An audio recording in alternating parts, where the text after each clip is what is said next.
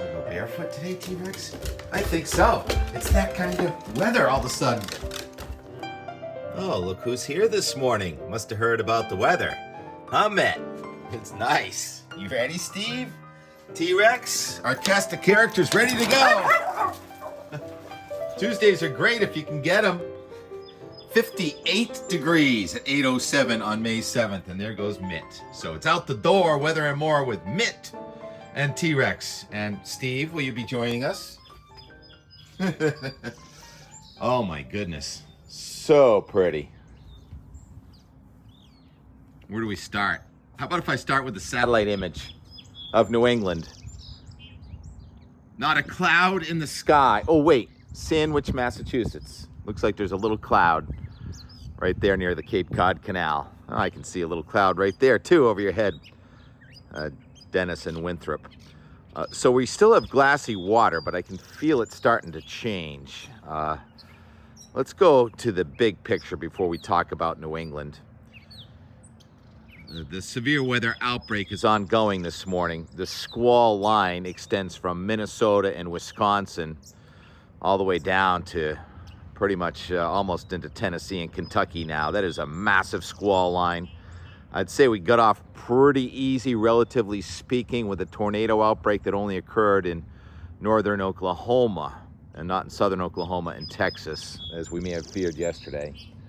But nevertheless, there is one town that was devastated, at least one that I know of this morning, Barnsdall in Oklahoma, where there's word that there may have been a fatality. That is just vicious looking imagery there coming from the storm chasers last night and this morning. The sun's not even up yet. And the Severe Storm Prediction Center says today we're going to move that threat further north and east, where that squall line is now in Ohio and Indiana. So another day with possible severe weather. And you don't have severe weather just because it's hot and humid. You also have cold that plays a role in severe weather. And it's an incredible late season storm. We saw it in California a couple days ago. Now it moved into Utah, Snowbird in Utah, where the base elevation is 8,100 feet, 2,000 feet taller than the top of Mount Washington.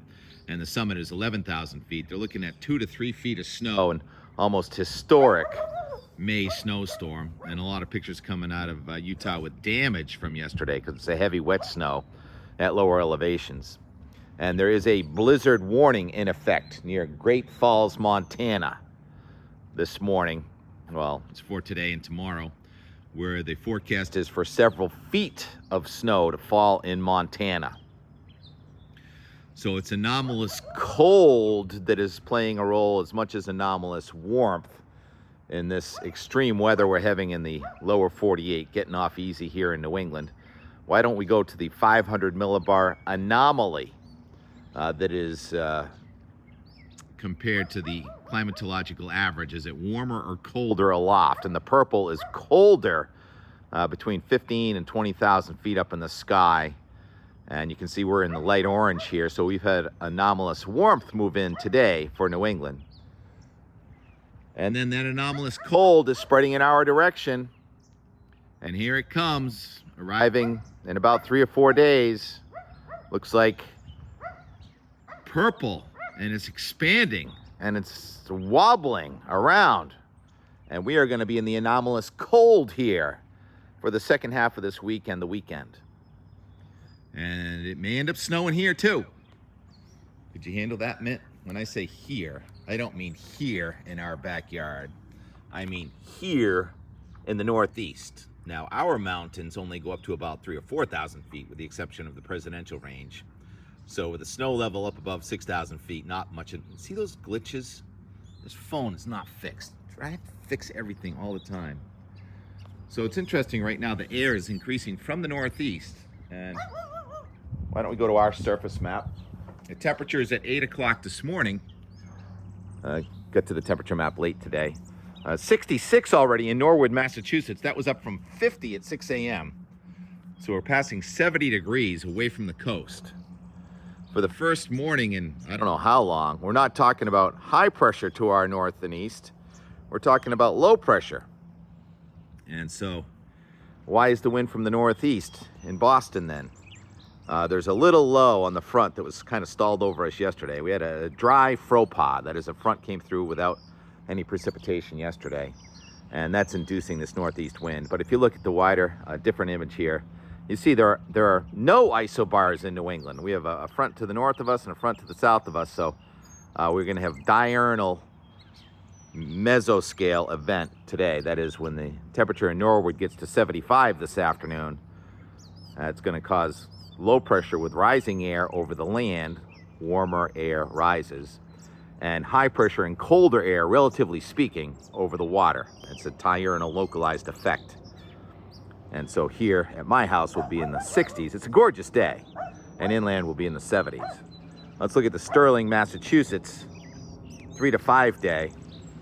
And you can see there it is, around 75 today, and I'm feeling a few people may approach 80. And then it kind of goes off the rails after that, doesn't it? Tomorrow doesn't look terrible, but showers are going to arrive. We're going to have leftover showers and thunderstorms from that Midwest system. And Thursday we may spike again in the temperature, and then look at Friday and Saturday. That Saturday morning temperature is about 39 in Sterling. T-Rex. All right, so you can see what happened here. I'll just cut to the chase. Late yesterday, I took all the varmint holes and I filled them with my TK Premium soil, and I planted grass seed. And the varmints dug them all up, and you can really see the tracks. You can see the track. Yeah, my critter cam. It's among the other IT things I gotta fix. Everything's broken all the time, right? And I was trying to fix Instagram too. I think I got myself back into Instagram.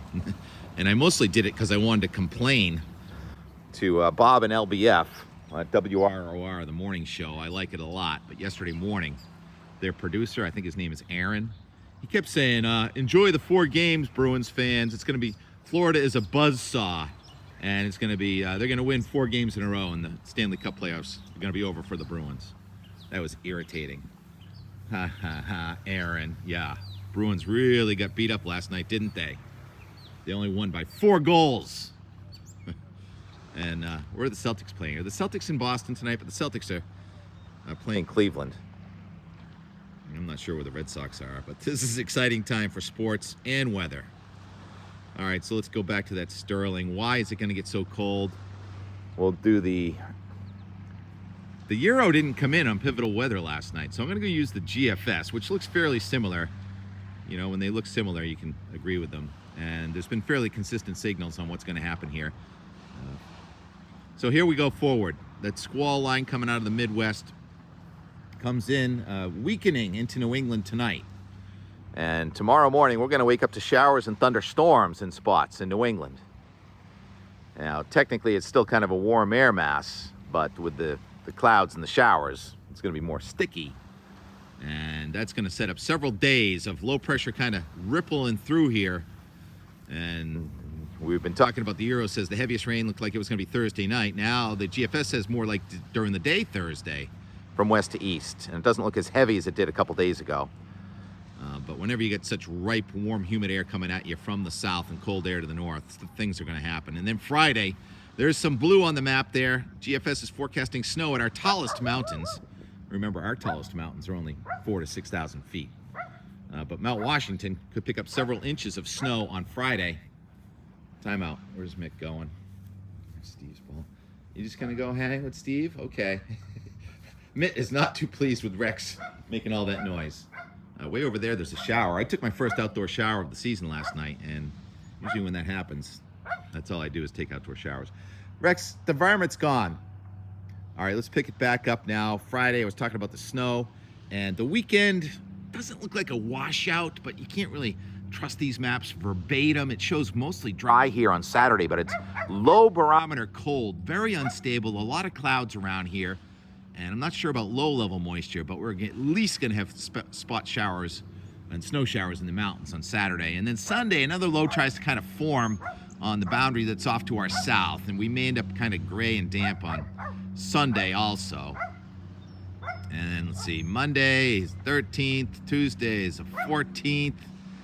Trying to warm up a little bit here, but there's more cold over the Great Lakes. Where's the front going to end up? Yesterday we showed a stiff breeze from the southwest on Tuesday and a Wednesday. It doesn't look so much so now. And then day 10, that's Thursday the 15th, looking like there's more cold, anomalous cold there in north central Canada. I mean, north central United States and southern Canada. I'm trying to visualize this and think. And thinking I almost just got stung by a bee or something. Yep, we're barefoot this morning. Something just got my left pinky toe. All right, so there's our weather. Focusing on this beautiful Tuesday. A lot of firsts.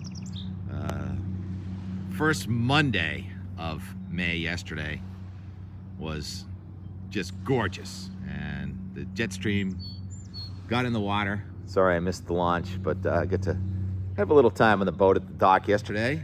Looking good, Doug. Would you believe that boat is 50 years old? It's a big birthday for the jet stream. And what else? Then kind of just watching the sky and watching the moorings go in yesterday. And here at sunset, it was beautiful. I don't know if I went that far with my head more. Sometimes I just can't remember all the videos I made the day before. So relishing this Tuesday and then set to call the play-by-play in some rough, almost wintry weather coming at us over the next several days. Talk to you tomorrow. Darn, I missed the launch. It's not even quite high tide yet, Doug. You got way in front of me, ahead of me. Oh well, got to get up pretty early in the morning to keep up with these boaters. Next.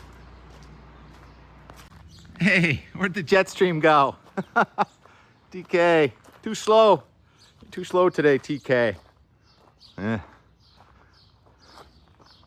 Oh, there's our first sign of convection over there. Over the Metropolitan. Let's go over to the Metropolitan. So Metropolitan's over there. I'm on the Weymouth side here at the T-stop, and the geese are just like battling it out over here. What's the problem, you guys? Oh, now they're being quiet. They're having a family squabble, and then, you know, you just unify when there's oh, look, they think I got food. I do not. I thought maybe they were having a battle with the cormorants. Everybody kosher here? Cormorant's like, we're fine. We're not doing anything. So you know there's going to be a bunch of baby geese around here somewhere. Look at, see, watch. That is not happy to see me, right?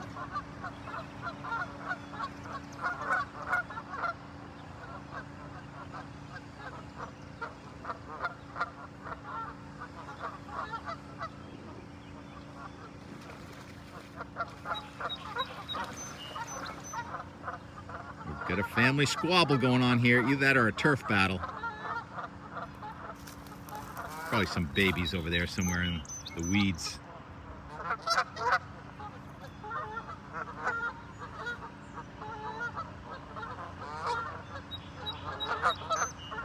Does anyone speak goose? All right. I'll let you guys battle it out. See ya.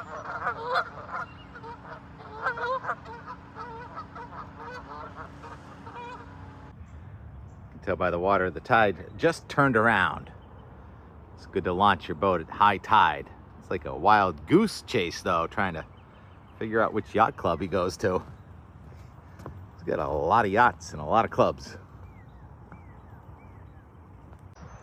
Everything needs upgrading all the time, but there's some nice upgrades. I think I remember last year, these things getting floated over here. So every year, something new. You got to do something every year. Investments. That's all new platform underneath the picnic tables. This doesn't look that old. And then you come along here. New parts, lots of new parts. Gotta like that. Always upgrading. There's a jet headed for the jet stream, which we call the high level wind currents, causing chaos in the middle of the country today. And right down here on the ground, we got some seafood. Yeah. Seagulls know where to get the mussels and the quahogs. So it's here. They're here. What else we got here? Some crabs. Lots of different things. Breakfast time. What's that say? 1974? So this is kind of a big birthday for the jet stream. Happy birthday. Happy birthday. 5-0. 5-0 on this jet stream. Doesn't look a day over 9. 09. It's shiny. Oh my goodness. What a day. What a perfect launch day. Monday, May 6th. We get sky waves and everything. And action up in the jet stream. So this is so cool. Usually I'm up there at the dog park looking over here. There it is. There's the start our next dog park in those big pine trees, which are going to pollinate the world here in a couple of days. Anyhow, when I got to the Bert's boatyard this morning, that boat was going in right behind you, Doug. So that's a nice looking boat, man. So it's the season. You started a trend. You started a parade. When I came around the corner, Hewitt's Cove had 3 boats. Come around this corner, there's 3 boats. Everything happens in threes. There's 3 of us. And there's not many boats. No, you're And first. it's early May. Yeah, and it's one of the best days It's we've had all okay. year. And speaking of jet streams, that right there is a jet condensation trail, not a jet stream. I hear a crow. Baby crows. Oh yeah, there's Great Hill right over there, in case you never heard of that. And that's where all the baby crows are being born, right behind Jerry's decaying boats. There's Great Hill. The crows are hiding, they're having their babies. And that cold front, so far not producing any convection here around Boston. The front must be decaying. You know, everything has to decay eventually. We'll see. Unfortunately, the thunderstorms are just getting going in Oklahoma. 4 o'clock their time. How about a tulip update? Oh, that's a beauty, isn't it? These ones are just past their prime. Still beautiful, but also decaying slowly. Gone by daffodils. These mayflowers are just about to bloom. And the tulips opened proudly today, even some new babies. Nice to meet you, new babies. Still got a couple more babies that yet to pop. Maybe tomorrow? Must be getting close to a new moon. It's low tide at dinner time. Hey, you gonna use that styrofoam? And low tide is a good time to pull off the winter stick and put it on the mooring ball. Don't have to lift as much chain. That's what's going on. That's going to be the summer home of the jet stream for the most part. Kent 411. There it goes. Put some fancy wrapping on it this year too. And it's in. What timing, huh? 5:30. OPYC flag is up. It's been up for about 3 weeks, I do believe. So we were here last year when it came down. First Monday in May, which is gorgeous. Nelson and Doug on a mission. It worked out, huh? You got the craft. Not done yet. I don't see any sign of precipitation, but the clouds are definitely getting bigger. There is a front over us after all. Hold on. Going into an erosion zone here. Very low tide. Coming in now. New moon. What's the June moon called? Let me think. Strawberry. Yep. After a few decades, you get to remember the moon's names. Moon names. Is that your house, Craig? That one thinks he's a cow. This one, I don't know what he's doing. Aardvark? I don't know. He's doing 360, Steve. Just on his back. There's something in there. Dandelion. Get that dandelion. Anyhow, that's enough for today, don't you think? Fun sky here. Scary sky in Oklahoma, Kansas. Prayers for the plains, folks. Not done yet. That Copacelli. First Monday in May. Not only begins boating season, also begins this season. The young people down at the beach being young people season. Carry in, carry out. That's pretty much all I ask.